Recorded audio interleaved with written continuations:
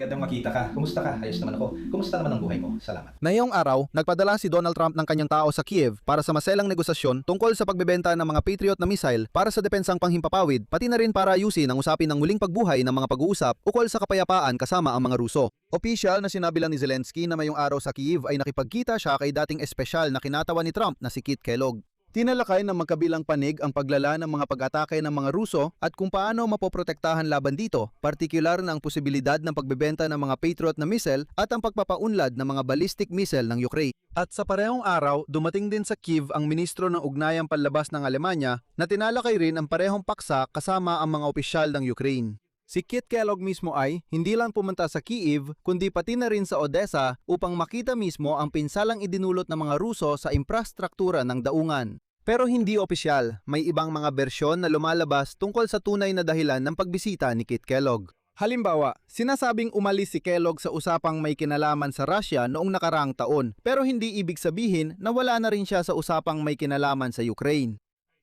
At isa pa, matapos ang pagkabigo ni Steve Witkoff, maaaring tumaya si Donald Trump sa mga alternatibong negosyador. Dahil inaasahan na malapit nang bumisita sina Witkoff at Jared Kushner sa Moscow.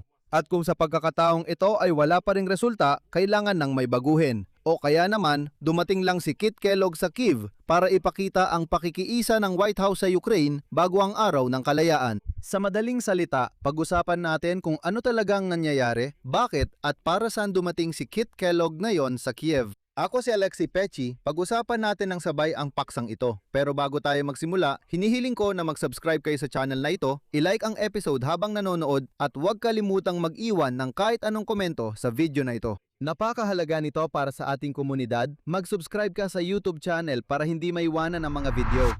Kaya sinabi ngayon ng presidente ng Ukraine na si Volodymyr Zelensky at ito ang kanyang sinabi. Nakipagkita ako kay General Kit Kellogg na nagpunta mula Odessa papuntang Kiev para dumalo sa ating forum ng mga veterano. Nagpapasalamat ako sa paggalang na ito sa mga mandirigmang Ukrainian na araw-araw sa napakahirap na kalagayan ay ipinagtatanggol ang Ukraine at ang buong Euro-Atlantic na reyon. Ikinuwento ni Zelensky na kasama si Kellogg, tinalakay nila ang paglala ng mga pag-atake ng Russia sa infrastruktura at mga sibilyan at binigyang diin na ang pangunahing prioridad ay ang depensang anti-balistiko. Partikular, ikinuwento ng Pangulong Zelensky ang tungkol sa pagtutulungan ng Ukraine at Europa sa paggawa ng sarili nilang anti-ballistic na sistema. Ngunit binanggit niya na hindi kakayanin ngayong taglamig ang depensang Patriot laban sa mga missile kung walang mga interceptor na missile, kaya handa ang bansa na bumili nito mula sa Estados Unidos ng Amerika. Sabi niya, hindi namin kailangan ng tulong. Ibenta nyo sa amin ang mga missile na yan. Dito ko rin idadagdag na sa parehong araw na yon, dumating din sa Kiev ang ministro ng Ugnayang Panlabas ng Alemanya na si Yogan Vadiful. Sinabi niya na aktibong nakikipag-usap ang Alemanya sa mga kaalyado sa Europa at Estados Unidos ng Amerika tungkol sa pagtulong sa Ukraine, partikular na sa mga missile para sa mga Patriot Air Defense System. Narito ang kanyang sinabi. Isa itong napakahalagang tanong para sa kinabukasan ng Europa kung paano matatapos ang digmaang ito. Dapat itong magtapos sa paraang mananaig ang pamamayani ng batas at hindi ang batas ng gubat. Tulad ng nakikita ninyo, hindi lang ako ang itinuturing ng mga mababangisang mga Ruso, kundi pati na rin ang ministro ng Ugnayang Panlabas ng Alemanya. Hindi ko na palalawigin pa ito ngayon. Pag-uusapan pa natin ang paksang ito sa isang hiwalay na episode dito sa YouTube channel na ito. Pero dito, sasabihin ko na ngayon, ang Alemanya ay naglalaan ng 12 bilyong euro para sa mga sandatang pangmisil. Bukod pa rito, nagsimula na ang Alemanya ng mga negosasyon para bumili ng mga misil mula sa 2 sa 3 mga tagagawa na ang mga teknolohiya ay balak gamitin ng Berlin para sa pagbuo ng bagong arsenal ng mga sandatang may mahabang abot. Ayon sa mga dokumento ng kagawaran ng Tanggulang Pambansa ng Alemanya, ang pinag-uusapan ay tungkol sa mga misil. Anthem mula sa isang Amerikanong Israeling startup, mga misil na Bars mula sa isang hindi pinangalanang kumpanyang Ukrainyano at mga misil na Flamingo o Flamingo ulit mula sa kumpanyang Ukrainyano na Firepoint. Inaasahan ng panig-Aleman na makuha ang mga unang halimbawa ng 2 sa 3 napiling sistema para sa kwalifikasyon sa susunod na taon at naghahanda ng mga kasunduang balangkas para sa kanilang seryen produksyon. Ang bagong murang cruise missile ay inaasahang magiging bahagi ng programang Aleman para sa long-range na sandata at inaasahang magsisimula na ang paghahatid nito sa mga tropa sa taong 2027. Sa mga dokumento, inilalarawan ito bilang isang cost-effective at higit sa lahat ay angkop para sa mass production na sandata na inaasahang gagamitin kasabay ng mas mamahaling mga missile. Pero pag-usapan natin ng mas detalyado ang paksang ito sa susunod na episode. Ngayon, pag-usapan muna natin kung bakit at para saan dumating sa Kiev ang dating espesyal na sugo ni Trump na si Kit Kellogg. Pero bago yon, kaunting kasaysayan muna. Noong 2025 pa lang, ayon sa mga Amerikanong media, si Vladimir Putin, sa totoo lang, siya mismo ang pumili ng mga negosyador mula sa Estados Unidos ng Amerika. At tinanggihan niya ang kandidatura ni Kit Kellogg dahil inisip niyang masyadong maka-Ukrainian ito. At sumang-ayon noon si Trump kay Putin at inalis si Kit Kellogg sa posisyong yon.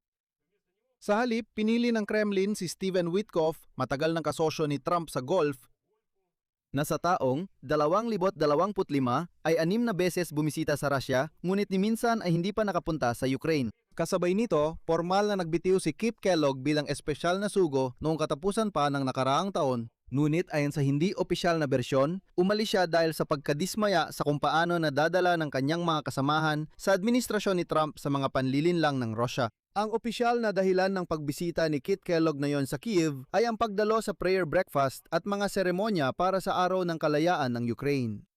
Ngunit may mas malalim pa rito at agad kong sasabihin na ayon sa mga opisyal ng Amerika, tinanggihan ni Vladimir Putin si Kit Kellogg bilang negosyador para sa pakikipag-usap sa Moscow. Pero maaaring manatili si Kit Kellogg bilang taong namamahala sa ugnayan ng Estados Unidos mismo sa Kiev. Si Steven Witkoff at Jared Kushner ang naging direktang linya mismo sa Kremlin. Ngunit hindi ibig sabihin nito na tuluyan ng tumigil ang Washington sa pakikipag-ugnayan sa Ukraine. Direkta pa rin. Maaaring si Kit Kellogg pa rin ang may hawak ng tungkuling ito. At si Witkoff naman ay mananatiling sugo sa Moscow at gaya na nakikita natin, hindi siya masyadong nagmamadaling pumunta sa Kiev. Pero may mas interesante pang nangyayari dito. Ang inaasahang pagbisita ni na Steven Witkoff at Jared Kushner sa Moscow ay hindi pa rin nakukumpirma hanggang ngayon. Kamakailan sinabi ng assistant ni Putin na si Ushakov at ito ang kanyang sinabi. Sa ngayon, wala pang nakatakdang plano. Sa prinsipyo, posible ang ganitong pagbisita pero hanggang doon lang. Tinitiyak ng mga Ruso na dahil sa palitan ng mga malalayong pag-atake sa teritoryo ng Russia at Ukraine, hindi talaga ngayon ang tamang panahon para sa negosasyon. Pero ito ay guni-guni lang ng mga Ruso. At ngayon lumalabas na habang ang linya ng negosasyon sa Russia ay natitigilan at nakabitin sa kawalang katiyakan, nagpapadala ang Washington sa Kiev ng mismong tao na tinanggihan ng Moscow dahil masyado raw itong maka-Ukrainian para pag-usapan ng konkretong tulong militar. Maaring basahin ito bilang isang senyales na kung hindi gumagalaw ang negosasyon sa pamamagitan ni Steven Witkoff, tuloy pa rin at diretsong pinag-uusapan ang suporta sa Ukraine kahit dumating man o hindi si Witkoff sa Moscow. Ibig sabihin, ganito ang itsura ng pagbisita ni Kellogg. Ito ay isang simbolikong dahilan, ibig sabihin ay anibersaryo ng kalayaan ng Ukraine. Nagbigay ito ng mag-inhawang formal na dahilan para sa pagbisita na ang nilalaman ay ang pagtalakay sa air defense at ballistic missiles, pagtalakay sa mga pamumuhunan at seguridad ng mga daungan. Ginagampanan nito ang tungkulin ng pagsuporta sa Ukraine. Eksakto sa panahong ang paralel na pakikipag-usap sa Moscow sa pamamagitan ni Steven Witkoff ay nasa alanganing kalagayan. Ibig sabihin, si Kit Kellogg ang taong maaaring umakto. Siya ang hindi muling bubuhay sa mga pag-uusap kundi kabaliktaran. Sinusubukan niyang maintindihan kung ano ang kailangang ibigay sa Kiev para mapalakas ito at hindi bigyan ng pagkakataon ng Moscow na baguhin ang takbo ng digmaan upang makipag-usap mula sa mas paborableng posisyon. Dito ako magtatapos. Isulat ninyo ang inyong opinyon at mga konklusyon sa mga komento sa ilalim ng episode na ito. Mag-subscribe kayo sa channel, pindutin ang kampanilya at huwag kalimutang mag-like.